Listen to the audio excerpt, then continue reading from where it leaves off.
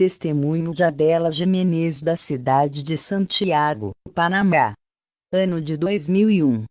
Nasci de uma família problemática, onde cresci e presenciei brigas e agressões físicas entre meus pais. Aos 13 anos de idade, fui estuprada pelo meu pai. Essa experiência foi muito dolorosa para mim e angustiante. A minha dúvida sobre o verdadeiro amor dos pais era imensa e passei a não acreditar mais neles. Fiquei muito decepcionada com os meus pais. A minha mãe sabia do estupro, mas não denunciou ele por amá-lo muito.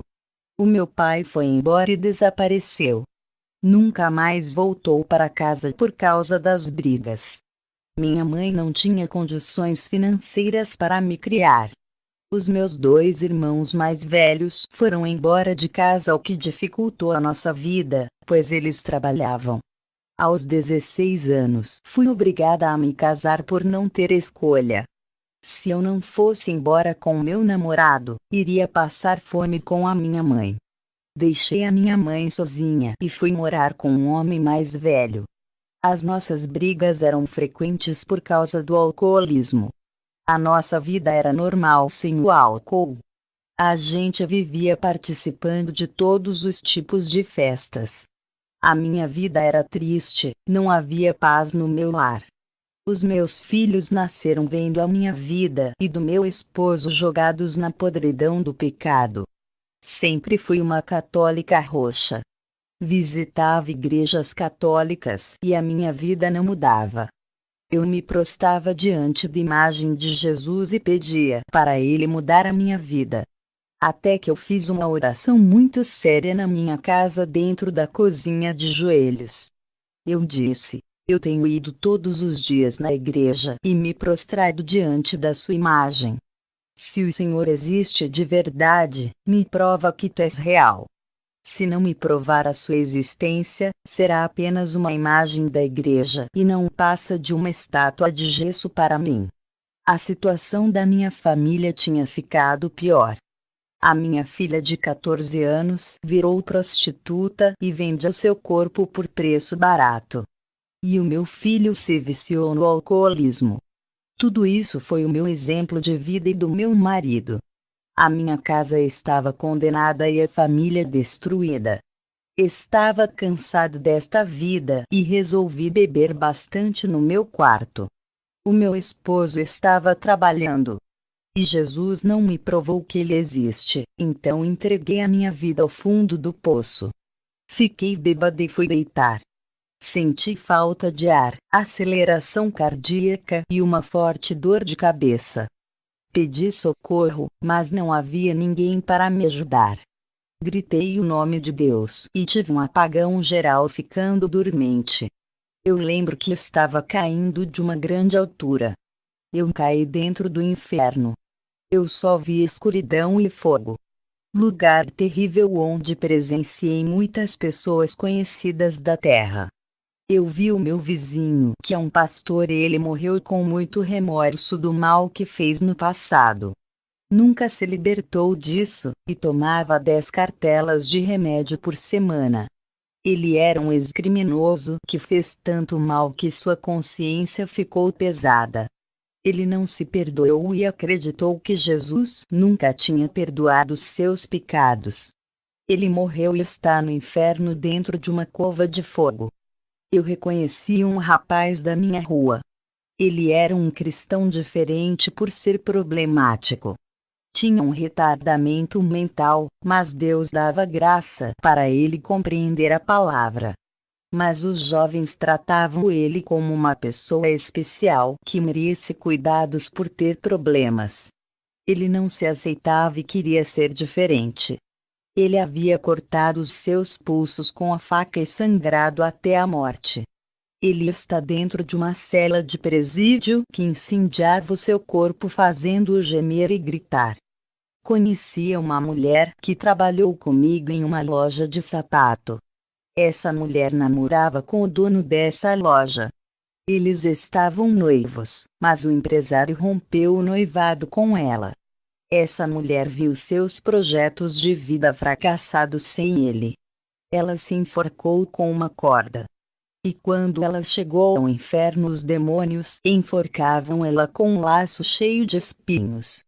Ela chorava ao ponto de soluçar. Passei perto de uma cela onde presenciei um homem que era rico na terra. Esse homem, quando era vivo, comprou uma fábrica e investiu muito dinheiro. A sua fábrica veio à falência. Ele ficou com depressão e se suicidou com um tiro na cabeça. Ele está em uma sala de tortura no inferno. Eu vi um idoso sendo esmagado pelos demônios gigantes que pisavam em seu corpo. Esse idoso era um ancião da igreja e se autocondenou por deixar a sua esposa morrer no passado. Ele carregou esse peso por décadas e nunca se libertou. Até que um dia ele se jogou do segundo andar e quebrou os ossos ao cair no chão. Também vi no inferno. Passei em um lugar onde vi um homossexual que foi rejeitado pela sua família. Ele sofria preconceito da sociedade. E se jogou na frente de um carro. Os demônios com suas lâminas arrancavam a pele e os órgãos genitais dele. Eles diziam: "Você não precisa disso, nunca usou." A mesma coisa fazia com as lésbicas. Arrancavam as suas genitálias e diziam: "Vocês desprezaram a sua feminilidade." Os demônios deixavam eles só o esqueleto por despilarem da cabeça aos pés. Fui para outro lugar e vi um homem ardendo em chamas. O seu corpo parecia brasa ardente. Ele era deficiente de um braço e não podia trabalhar. Esse homem se matou tomando soda cáustica. Quando eu associei os fatos, percebi que todos que estão ali haviam se matado. Eu percebi que estava no Vale de Suicidas. Os demônios cortavam as carnes em fatias das pessoas que estão nesse lugar. Eu vi a minha mãe sofrendo no inferno. Ela morreu de cirrose. Eu já não morava mais com ela. Os demônios faziam ela beber todo o ácido que rompia o seu estômago. Um homem de branco apareceu naquele lugar e os demônios fugiram da sua presença. O seu resplendor é tão grande que iluminou a escuridão do inferno. Ele olhou para mim e disse: "Eu sou real, tu pediste para provar a minha existência. Eu não sou aquela imagem de escultura." A luz de Jesus ficou mais fraca para que eu pudesse enxergar. Ele disse: "Siga-me, antes de voltar à terra." Eu peço que fale para a igreja evitar os conflitos entre eles com discussões desagradáveis. Os irmãos têm que aprender a resolver as diferenças e situações de ambas as partes. Eles têm que entrar em um acordo pessoal. Quem sai perdendo são todos que discutem. Eles caem no laço do diabo. Saibam ouvir o seu irmão antes de julgá-lo e tomar uma decisão que venha a prejudicar. Entrem em um diálogo de paz como duas pessoas santas e convertidas. O resultado da contenda é a destruição. Nasce o ressentimento e as consequências são desastrosas. Antes de ofender o seu irmão, pense muito. Ore a Deus e peça para quebrantar o coração até esfriar a cabeça. Não tome atitudes irracionais como uma fera que venha ferir o seu semelhante. O que está acontecendo nas igrejas é a rivalidade, desunião e deformação da imagem do próximo. Quando alguém não sabe falar direito na hora de pregar, as pessoas não gostam e escolhem os seus preletores. Os que falam bonito são os preletores da igreja. E quando usa os humildes para falar com a igreja, ele é desprezado por não ter status na igreja e nenhum grande cargo. O povo zomba dos pequenos e ridiculariza os que andam de sapatos furados e camisas velhas por não terem condições. Os irmãos que oram e pedem algo para mim e ainda não tiveram resposta. Eles dizem que não ouço as suas orações. É claro que eu ouço, eles precisam ter paciência. Eu não sou igual uma imagem de escultura que não pode ouvir. Estou triste com o comportamento da minha igreja. Não ouvirei as suas orações egoístas que me cobram a fazer alguma coisa e realize os seus desejos. Eu quero um povo que se humilhe e aprenda a esperar o momento certo para eu lhe entregar o que pede. Enquanto as suas bênçãos não vêm, eu irei testar a sua fé. Abraão esperou a promessa de ter um filho herdeiro e ainda creu na promessa que não viu, que foi a multiplicação de sua descendência. Abraão morreu crendo e foi justiçado. Eu lhe darei mais uma chance. Jesus me tirou do inferno e me levou para casa. Eu estava morta por consumir grande quantidade de bebidas alcoólicas. Me lembrei da minha mãe no inferno e não achei justo ela estar ali, mas a palavra de Deus condena a todos que não entregam a sua vida a Jesus. O meu esposo chegou do trabalho e percebeu que eu estava pálida e a casa toda bagunçada. Nunca tinha deixado a casa naquele estado. O meu esposo, ao ver aquela situação, perguntou se eu estava bem. Eu não falei nada sobre o meu arrebatamento.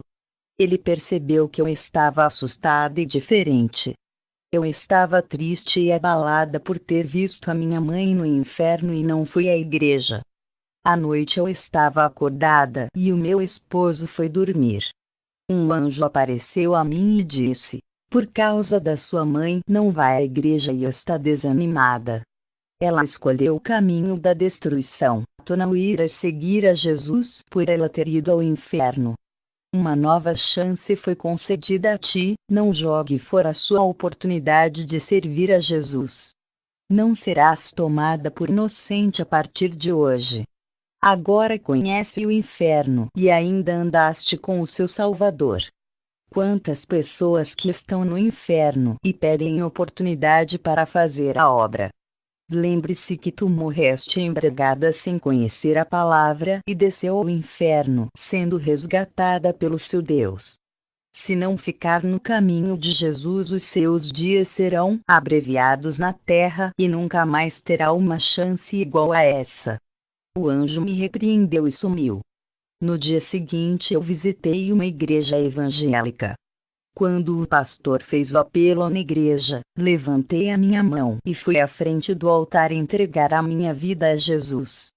O pastor orou por mim e passei a congregar com ele. O meu marido, que não é cristão, não gostou dessa minha nova vida. Já não saía mais com ele para beber. Ele passou a me perseguir e me humilhar. Todos os dias ele discutia comigo. Os meus 2 filhos seguiram o caminho dele. Um dia o meu marido chegou bêbado em casa e me agrediu fisicamente, deixando uma marca no meu rosto. Arrumei as minhas roupas e fui para a casa de uma irmã da igreja que me deu apoio. Todos os dias ele aparecia no portão da casa da irmã que me acolheu e ameaçava nós duas. Ela é uma mulher solteira e só me deu apoio para ficar em sua casa por causa da minha companhia. Eu acabei envolvendo ela nos meus problemas e o meu esposo também ficou com raiva dela. Satanás tentou matar as minhas forças espirituais, bombardeou a minha mente com pensamentos negativos. Senti desespero, desânimo e os meus problemas chegaram a me afastar da presença de Deus, mesmo estando todos os dias na igreja. Estava fraca e já não orava, mas chegando o momento que pensei em desistir de servir a Deus. Já estava depressiva, mas me lembrei do aviso do anjo que disse para eu não desistir. Estava machucada e ferida. Eu chamava e chorava aos pés de Jesus. Homens solteiros da minha igreja se aproveitaram da situação e quiseram um compromisso sério de casamento comigo. Um deles disse que eu não merecia um homem daquele para ser feliz e teria que arrumar um homem de Deus. Nada proibia que eu casasse com um servo de Deus. Por não ser casada legalmente, apenas morava junto com o pai dos meus filhos. Pensei muito em ir embora com um homem de Deus e se casar para fazer a obra. À noite o mesmo anjo apareceu para mim e disse: Não case com outra pessoa, Deus fará uma grande obra na vida do seu marido e mostrará para muitos que zombam de ti que ele é o seu Deus. O anjo desapareceu, mas uma forte unção ficou no meu quarto. Antes não tinha força para orar em meio a tanta pressão psicológica do meu marido. Passei a adorar a Jesus nos dias das minhas dificuldades que tanto me enfraquecia e fazia me afastar de Deus. Agora as dificuldades me aproximavam mais da presença de Deus. O meu lema era joelho no chão e vitórias nas mãos. O meu marido arrependido foi no portão da casa da irmã, me pediu perdão e disse se eu queria voltar para casa. Ele disse que nossos filhos estavam com saudades.